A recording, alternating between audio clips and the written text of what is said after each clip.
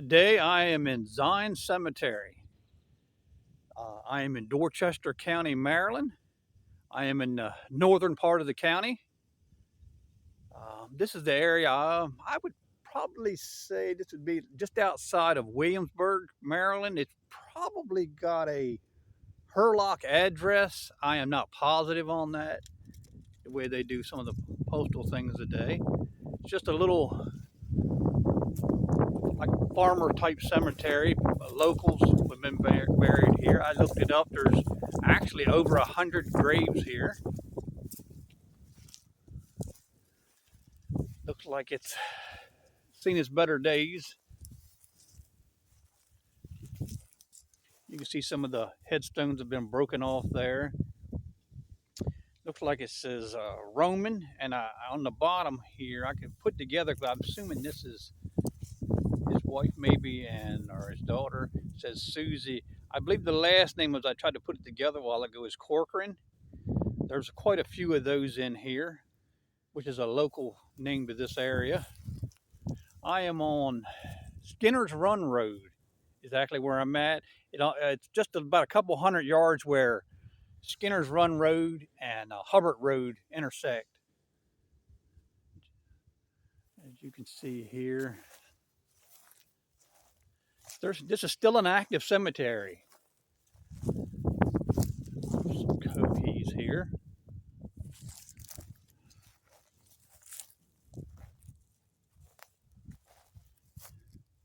Mom and Dad.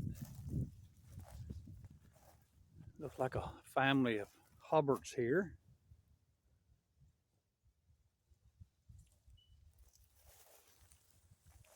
Alonzo Hubbard, Sally R., and Molly Corcoran.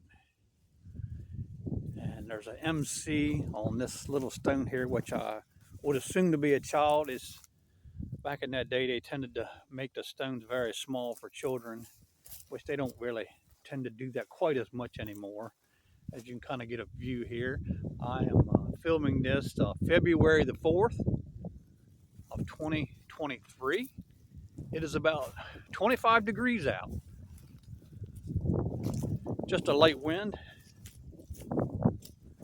There is a little road that goes up the center here. Just trying to document a little of this history. As you see this small obelisk here, Rachel J., wife of John C. Corcoran, died June the 18th, 1907, age 65 years, 8 months, and 28 days. But you don't really see that much put on there anymore. The months and the days even. The epitaph on the bottom. You don't see a lot of that anymore.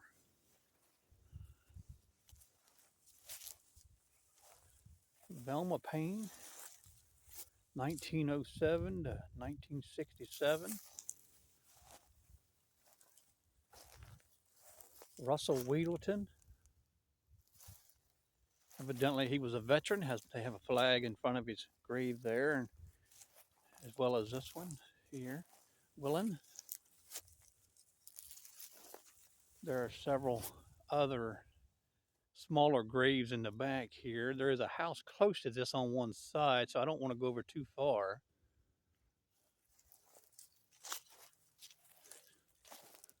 Hubbard.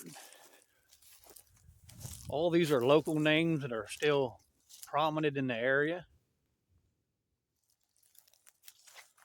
There's quite a name there. Hooper Hubbard.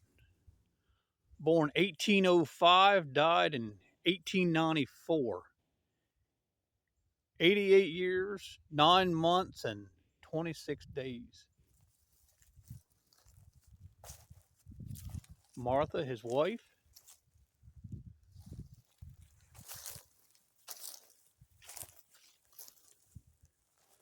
Poole, last name Poole. Is that Medora? I am assuming I'm saying that right. 1870 to 1906. Some of the ones out here in the sun seem to be a little bit easier to read. I don't think the trees have gotten to them. This one here is in, I don't know how much longer it'll be standing. Eliza Poole, age 61 years.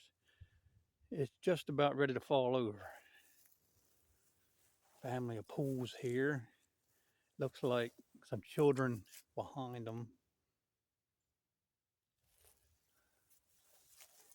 Some more Corcorans there.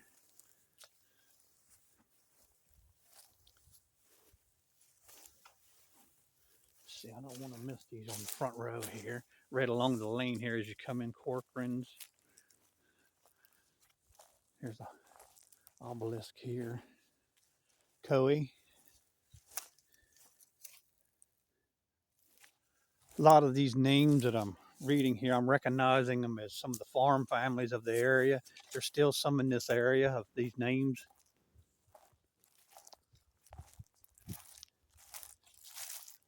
As I say, I went on the site Find a Grave, and it looks like there's over 100 burials in here.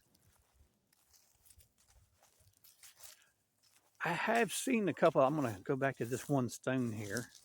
I have seen like 3 of these particular stones. Maybe somebody would know more about this than I would. This particular man is, I'm assuming that's William J. Corcoran. I tend to think these are Civil War veterans. There are 3 of them in here that I've spotted so far. Maybe somebody would know more about that than I would. Maybe you'd like to make a comment on that.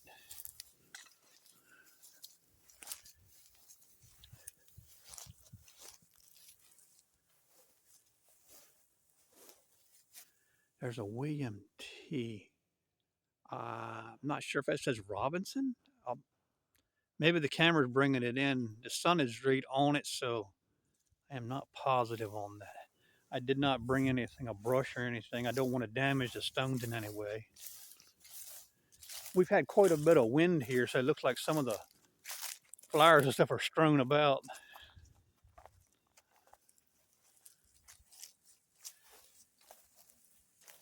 Here's a bunting. It looks like it has a mason's emblem on the top of the stone. So evidently this person was a mason. You can see some of the stones are really in bad shape here. A lot of the flowers are strewn here about from all the wind we've had. One stone here is completely turned over. Family of lords. Samuel W., son of Thomas and Mary C. Lord, 1879 to 1917. And I'm not sure who that would have been, whether it be a wife or brother or son, whatnot, or a daughter. Here's a kind of a more recent burial, Ray W. Lord. It was a World War II veteran, 1916 to 2002. This graveyard was started in 1882. So here's another one of these stones back here that I believe to be a Civil War veteran, if I'm correct in that. I'm going to document that. The name on that one is Corcoran.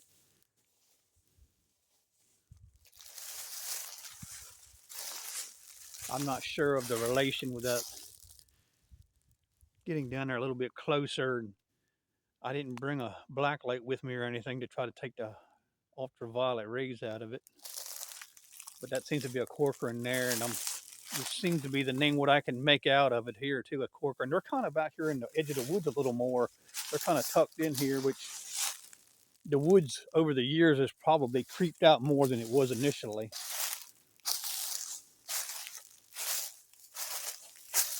I figured the best time to do this would probably be in the winter. Maybe you could see a little more with the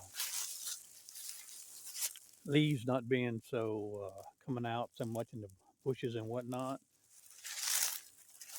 I am not seeing a name on this object. There's something here. I am not sure. Maybe it's coming out on the camera, but I cannot see who that is.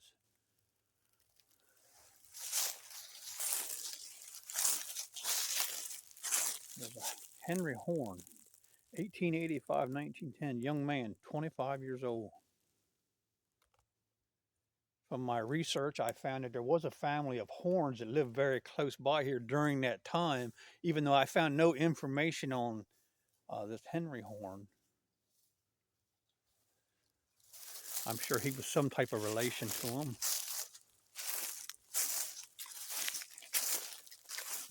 Some of these over by the woods are a lot harder to read.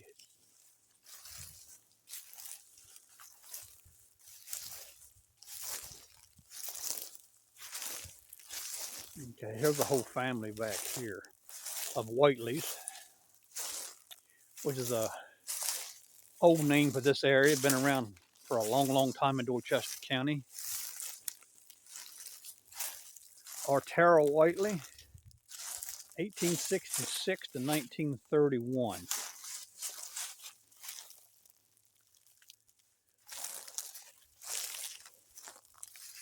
Ruth E. Taylor, wife of Roland P. Taylor. From my research, that's the only reason I know this. She was actually Artera Whiteley's daughter. That's why she's buried here beside him.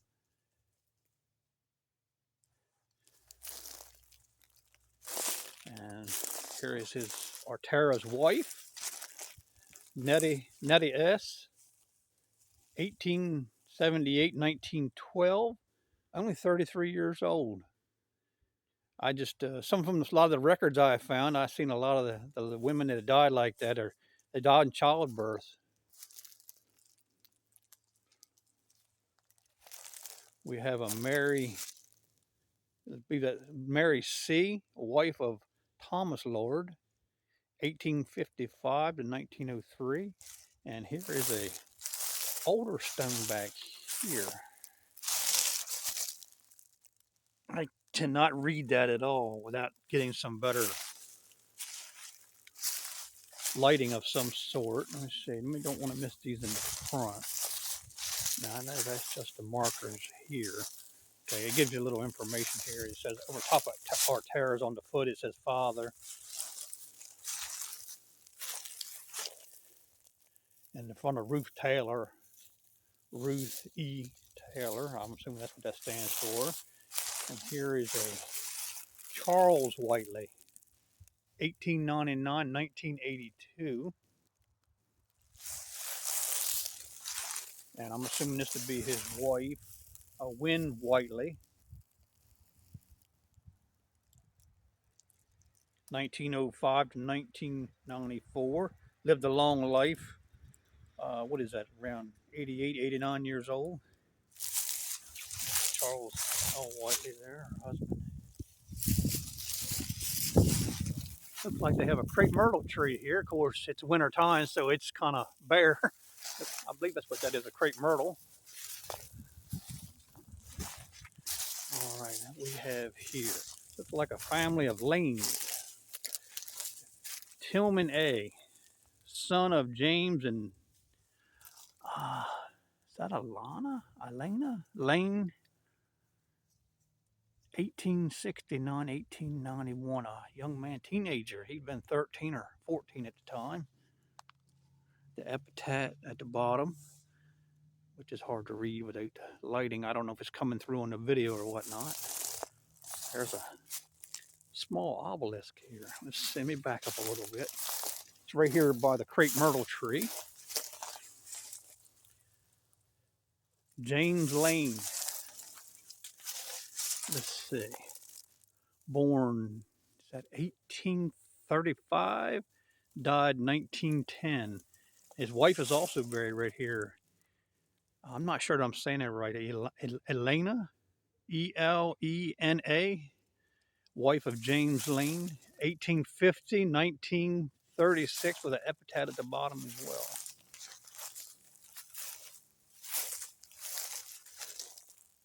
There's Lane's, Gene S. and Glenwood Lane. More recent burials, 2007 and 1994. All right, we're into a family of Kennedys here. I pulled up some information on them here as well, went online. This seems to be the patriarch of the family. George is online. It said William. It says George W. on here. George William Kennedy. September the 6th, 1822 to April 5th, 1905. From my records, he owned a farm about a half mile or mile away from here on the left hand side as you continue up Skinner's Run Road. Uh, 200 or 300 acres or more at that time. It seems like he sold the farm around 1900. Maybe he was too old to tend to it anymore. But during the 1800s, that's where him and his family lived. It seemed to be he was married 3 or 4 times. It looked like his wives, any of his wives, were a little bit younger, and it seemed to be they died in childbirth. A lot of them. There's actually down on the farm that he had once owned. There is a small grave plot there. It's got a fenced in area. It's right up by the road. I often wonder what that was. That was one of his wives. She had died long before this cemetery. This is one of his earlier wives. Long before this cemetery was started in 1882, she died maybe, I can't remember in the records, 1870 or so. So maybe they had intentions of a family plot at the time and it didn't work out, or maybe the county or state got involved. I don't know. I don't have access to those records. So that's one of his wives right down the street. This seems to be a son, William H.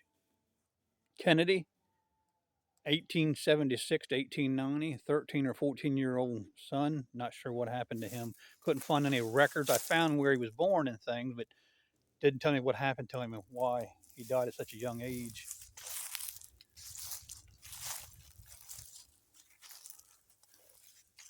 Blades, which I know that his one of George William Kennedy's daughter married, and this is the daughter I'm referring to.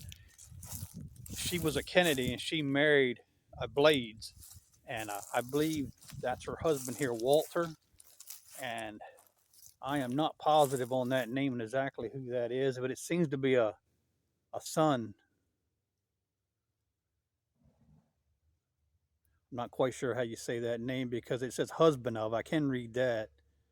And the age fits like it would be a son of theirs. And here is another small grave back here. I don't want to miss that. I do not know the name on it. I cannot read that. I'm not positive who that is. You can see it must have been a child. It's small and it's got a small stone in the front here. As you can see, some of these are back on the wood's edge. I remember some years back coming out here and it had kind of overgrown. I think somebody's done a lot of work here to try to get this where you can at least access it. Ezekiel Charles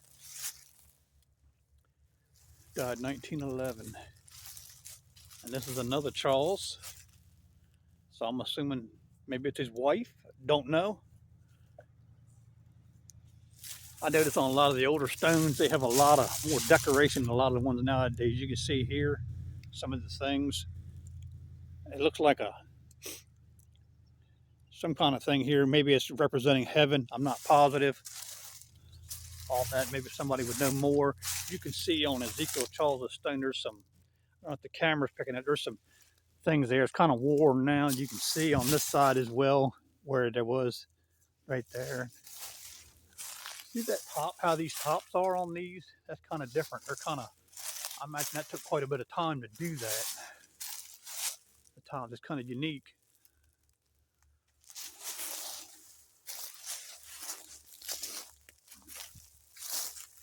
Mary L. Arnett.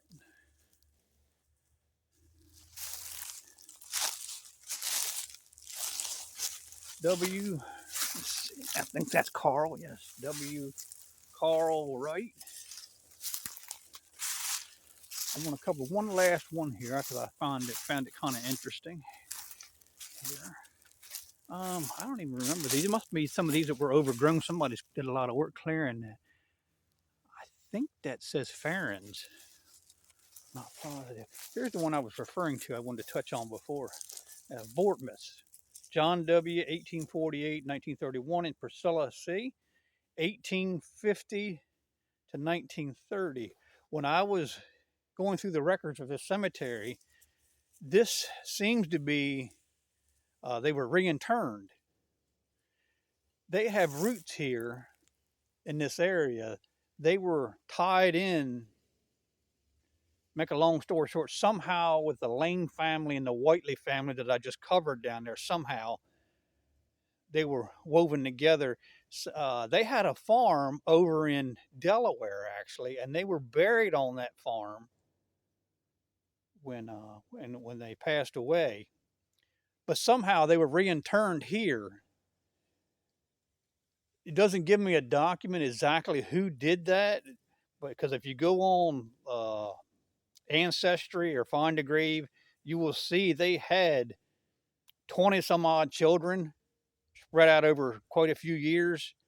So I'm assuming maybe one of those children lived back in this area with these other relatives or somehow, and that's why they were reinterred here. I don't have that information for sure, but I found that kind of interesting.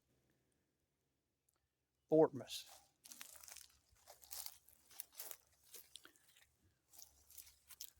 All right, I think that's going to do it for here today at this grave site. Maybe I can come back and get a little more information on this. All right, if you like this video, just like and subscribe, and I'll try to get more content on. All right, have a good day.